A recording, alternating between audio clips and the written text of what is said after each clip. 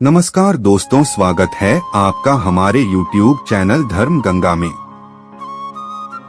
दोस्तों, अच्छे लोगों के साथ ही क्यों होता है बुरा, जानिए इस बारे में क्या कहते हैं भगवान कृष्ण। दोस्तों, आपने अक्सर देखा होगा कि जो भी इंसान दिल का बहुत साफ होता है, जिसने कभी बुरे कर्म नहीं किए, उसके साथ हमेशा बुरा होता है। मगर ऐसा क्यों होता है? अच्छे इंसान को ही क्यों बुरा वक्त झेलना पड़ सकता है? अधिकतर लोगों को इसके पीछे का रहस्य नहीं पता होगा। इसलिए आज हम आपको बताने जा रहे हैं कि ऐसा क्यों होता है।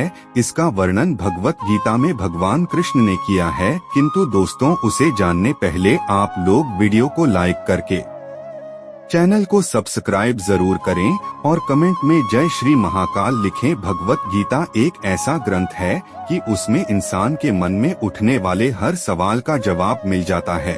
भगवत गीता में वर्णित कथा के अनुसार एक नगर में दो पुरुष रहते थे। पहला व्यापारी जो बहुत ही अच्छा इंसान था, धर्म और नीति का पालन करता था, भगवान की भक्ति करता था और मंदिर जाता था। वह सभी तरह के गलत कामों से दूर रहता था। वहीं दूसरा व्यक्ति जो कि दुष्ट प्रवृत्ति का था, वो हमेशा ही अनीति और अधर्म के काम करता था। वो रोज मंदिर से पैसे और चप्पल चुराता था, झूठ बोलता था और नशा करता था। एक दिन उस नगर में तेज बारिश हो रही थी और मंदिर में कोई नहीं था। यह देखकर उस नीच व्यक्ति ने मंदिर के सारे पैसे चुरा लिए और पुजारी की नजरों से बचकर वहां से भाग निकला। थोड़ी देर बाद जब वो व्यापारी दर्शन करने के उद्देश्य से मंदिर गया तो उस पर चोरी करने का इल्जाम लग गया।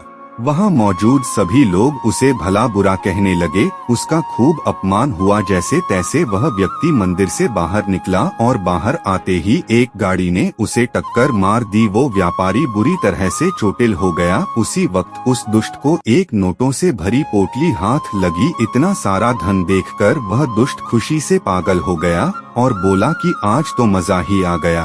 पहले मंदिर से इतना धन मिला और फिर ये नोटों से भरी पोटली। दुष्ट की यह बात सुनकर वह व्यापारी दंग रह गया। उसने घर जाते ही घर में मौजूद भगवान की सारी तस्वीरें निकाल दी और भगवान से नाराज होकर जीवन बिताने लगा। सालों बाद जब उन दोनों की मृत्यु हो गई और दोनों यमराज के सामने गए तो उस व्यापारी ने नाराज स्वर में यमराज से प्रश्न किया कि मैं तो सदैव ही अच्छे कर्म करता था, जिसके बदले मुझे अपमान और दर्द मिला। और इस अधर्म करने वाले दुष्ट को नोटों से भरी पोटल। जिस दिन तुम्हारे साथ दुर्घटना घटी थी वो तुम्हारी जिंदगी का आखिरी दिन था, लेकिन तुम्हारे अच्छे कर्मों की वजह से तुम्हारी मृत्यु एक छोटी सी चोट में बदल गई। वही इस दुष्ट को जीवन में राजयोग मिलने की संभावनाएं थी, लेकिन इसके बुरे कर्मों के चलते वो राजयोग एक छोटे से धन की पोटली में बदल गया। इस कहानी को सुनाने के बाद श्री कृष्ण ने अर्जुन को समझाया